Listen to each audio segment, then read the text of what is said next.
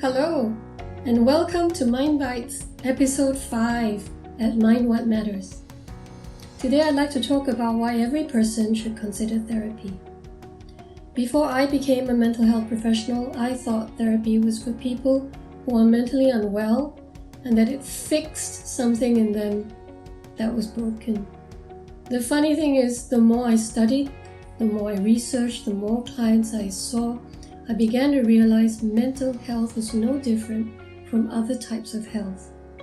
What is different is that, unlike physical health, it's sometimes quite difficult to know how to take care of our own mental health.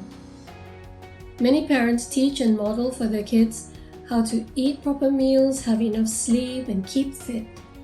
They take great pains to enforce good dental and physical hygiene, even using the famous smell test to check compliance.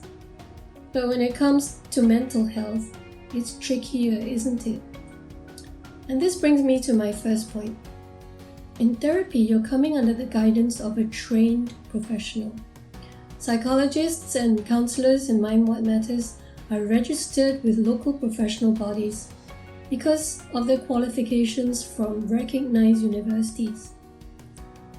Not only have they mastered a vast body of knowledge, they've also been trained to apply the latest evidence-based interventions, which are themselves discovered only through global peer-reviewed research. And then therapists have to undergo continuous training every year in order to maintain their registration. So when you step into the therapy space, you bring your expertise on your life, what you know and what you feel, to partner with professional expertise on theories of human psychology and neuroscience. And it's this amazing collaboration of client and therapist that makes therapy effective. My second point is that registered professionals practice the highest levels of ethical conduct. So in Mind What Matters, we monitor our treatment plan to ensure no harm comes to the client, that the client takes responsibility for her own mental health and makes her own choices. We take precautions to maintain confidentiality, and we strive to ensure everything we do is in the best interest of the client. Only in this safe environment will a client finally unburden themselves to someone who's trustworthy, someone who will not only stand on their side but also gently challenge them to understand the wider context of their thoughts, emotions, and behaviors. My third point is that everyone will experience stress at some point in their lives. Heraclitus, a Greek philosopher who lived around 500 BC, he was the one who famously coined the phrase, "Change is the only constant." And after 2,500 years, we see that phrase is still true. Life is a series of transitions from one stage to another, each being triggered by events unknown, unpredictable, and unmastered.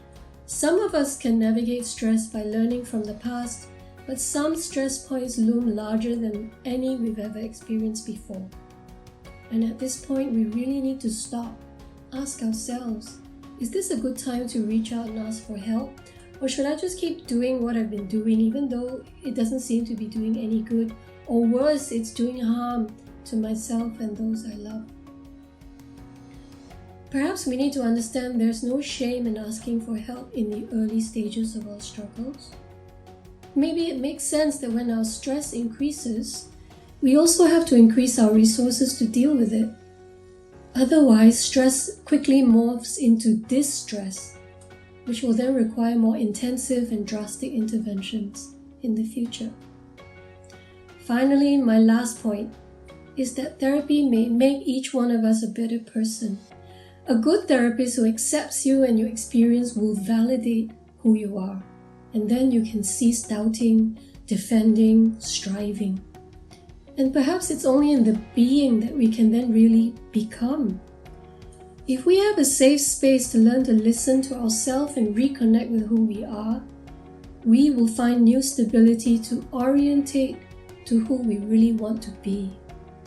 I know now that therapy isn't just for those who need to be fixed. It's actually for every one of us who desires to flourish in our own little space on this planet and who desires to connect with others and help them to flourish as well. You and I can each be a better child, a better sibling, a better friend, maybe even a better spouse or parent, or at least the potential to be so. So perhaps when we take the effort to tend to our own mental health, we are actually taking the biggest step we can to make this world a better place. Thank you for letting me share with you today. Stay safe.